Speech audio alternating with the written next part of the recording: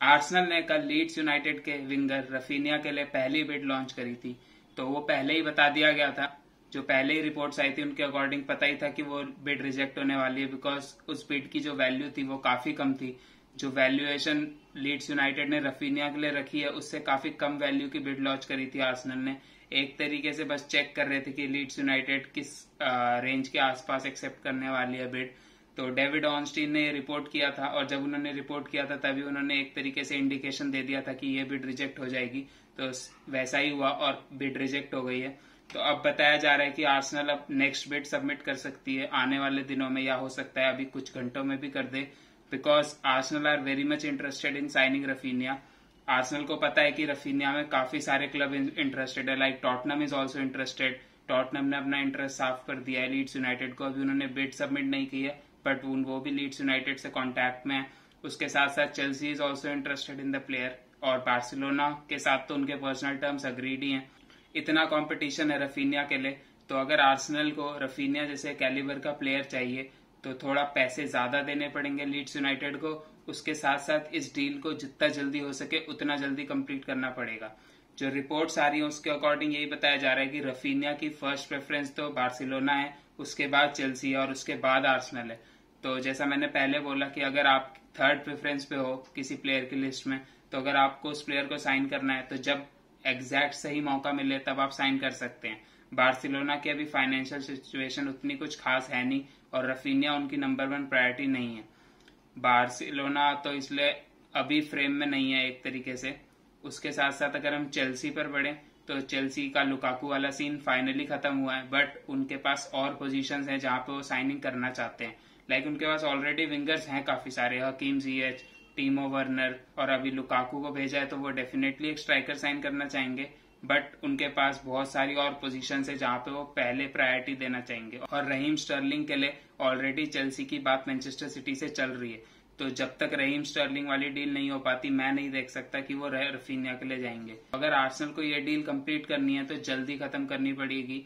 तो मटेओ मोरेनो की जो भी रिपोर्ट आई थी उसमें भी यही था कि आर्सेनल खुद भी ये डील जल्दी से जल्दी कंप्लीट करना चाहती है। तो देखते हैं आर्सेनल कब तक ये डील कंप्लीट कर पाती है। आगे बढ़ने से पहले अगर आपने अभी तक इस वीडियो को लाइक नहीं किया है तो लाइक कर दीजिए और चैनल को भी सब्सक्राइब कर लीजिएगा फॉर मोर सच कॉन्टेंट। अगली अपडेट है गैब्रियल जेसूस पे। तो गैब्रियल जेसूस जो ऑलमोस्ट अभी तक की पूरी विंडो में आर्सेनल की नंबर 1 प्रायोरिटी रहे हैं, तो बताया जा रहा है कि अब मिकेल आर्टेटा की तरफ से प्रेशर आ रहा है to complete the signing as soon as possible. तो अगेन गैब्रियल जेसूस की एक ऐसी साइनिंग है जो जल्दी कंप्लीट करना काफी इंपॉर्टेंट है। रीजन बीइंग जैसे अभी लुकाकू चले गए हैं चेल्सी से, तो चेल्सी को एक नंबर 9 की जरूरत है। तो हो सकता है चेल्सी गैब्रियल जेसूस के ले जाए। और अगर सही बात तो ये कि अगर अभी चेल्सी और आर्सेनल में ऑप्शन है तो कोई भी प्लेयर चेल्सी जाएगा, mainly because of UCL football और जो सक्सेस चेल्सी रिसेंट टाइम्स में लेते हुए आ रही है। तो फिर अगेन जो आर्सेनल के पास है गैब्रियल जेसूस को साइन करने का ऑप्शन है। 2 ही रीजन है उनके पास, एक तो मिकेल आर्टेटा के साथ उनका जो रिलेशनशिप है, उसके साथ साथ जो गारंटीड गेम टाइम आर्सेनल उन्हें ऑफर कर सकता है। तो बताया जा रहा है कि आर्सेनल 15 से 16 मिलियन ईयर सैलरी प्रोवाइड कर रहा है। अब पता नहीं इस बात में कितनी सच्चाई होगी, बिकॉज ये नंबर तो 250K to 300K तक पहुंच रहा है। तो काफी मतलब मेरे को तो थोड़ा फ्रॉड नंबर लग रहा है, because Gabriel Jesus is a decent player, but 300K week कमाने वाले प्लेयर गैब्रियल जेसूस नहीं है। तो देखना रहेगा क्या होता है गैब्रियल जेसूस वाली डील का। मुझे तो पर्सनली ऐसा लगता है कि ये डील काफी जल्दी हो सकती है, और बस आर्सेनल अगर डिले ना करे तो कोई यू टर्न नहीं आएगा इस डील में और गैब्रियल जेसूस आर्सेनल ही आएंगे। उसके साथ साथ फेबियन रूइज एक ऐसे मिडफील्डर हैं जिसमें आर्सेनल काफी टाइम से इंटरेस्टेड है। तो Fabian Ruiz left centre mid role पे खेलते हैं, तो मेरे ख्याल से अगर फेबियन रूइज को आर्सेनल साइन करती है तो फिर यूरी टिलमन्स वाली डील होना तो पॉसिबल नहीं होगा। और अगर मैं अपना ओपिनियन दूं इस पे, तो फेबियन रूइज और यूरी टिलमन्स में मैं तो फेबियन रूइज को प्रेफर करूंगा, ओनली फॉर द रीजन कि वो डिफेंसिवली काफी अच्छे हैं और एक फिजिकल प्रेजेंस प्रोवाइड करेंगे हमारी मिडफील्ड में। क्योंकि जितने भी मिडफील्डर हमारे पास हैं अपार्ट फ्रॉम थॉमस पार्टे, कोई as such physical presence provide नहीं करता है। तो डेफिनेटली उस फिजिकल प्रेजेंस की जरूरत है आर्सेनल को मिडफील्ड में। एक डिफरेंट टाइप ऑफ मिडफील्डर आएंगे, तो अगर फेबियन रूइज आते हैं तो मेरे ख्याल से तो एक काफी अच्छी साइनिंग हो सकती है।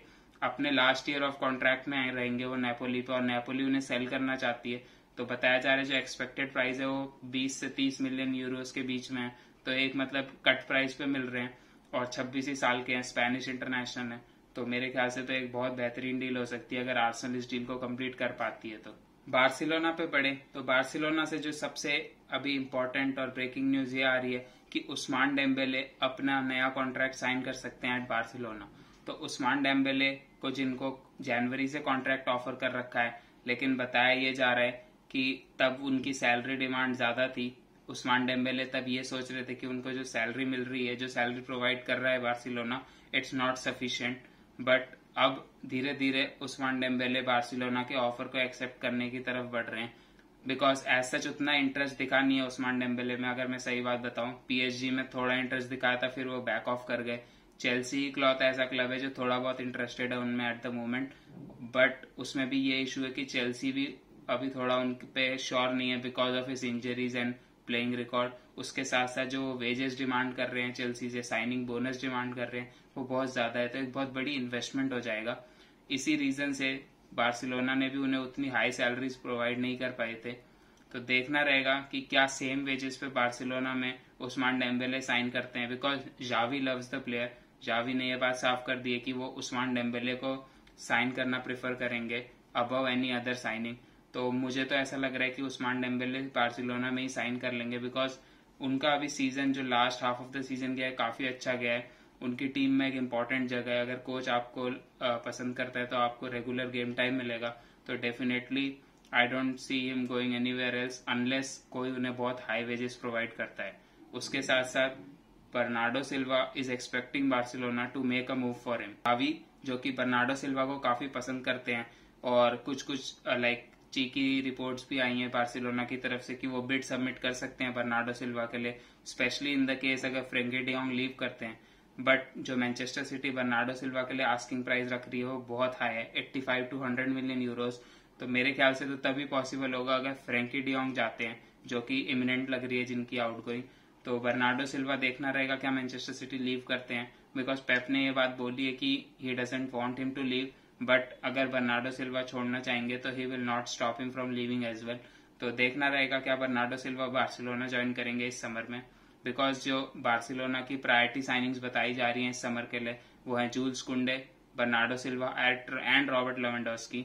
जूल्स कुंडे के साथ ऑलरेडी उनकी बातें शुरू हो चुकी हैं। जूल्स कुंडे और बार्सिलोना के बीच में बातें काफी टाइम से चल रही हैं, और अब जो रिपोर्ट्स आई थी कि बार्सिलोना ने सेविया के साथ भी बातें शुरू कर दी हैं, तो हो सकता है ये वाली डील भी काफी जल्दी हो जाए। उसके साथ साथ बार्सिलोना रॉबर्ट लेवेंडोस्की के लिए भी एक बिड प्रिपेयर कर रही है, तो देखना रहेगा कि वो वाली डील भी कब खत्म हो पाती, बिकॉज लेवा वाली डील तो मेरे को कोई डाउट नहीं है कि डेफिनेटली होगी, बिकॉज लेवेंडोस्की तो डेफिनेटली बार्सिलोना आना चाहते हैं। इट्स जस्ट कि बार्सिलोना उतना अमाउंट पे कर पाती है उनके लिए यानी जो बायर्न एक्सपेक्ट कर रही है। आगे बढ़े चेल्सी पर, तो चेल्सी का एक बहुत बड़ा सरदर्द फाइनली खत्म हो चुका है। तो लुकाकू लोन पर इंटर जा चुके हैं, तो 8 मिलियन लोन फीस पे 1 साल के लोन पे जा रहे हैं लुकाकू। तो देयर इज नो ऑब्लिगेशन और option to buy after the end of this loan. तो एक सिर्फ ड्राई लोन है 8 मिलियन का विद एड ऑन्स। पूरी सैलरी उनकी इंटर ही पे करेगा, तो चेल्सी के ऊपर सैलरी का बोझ भी नहीं है।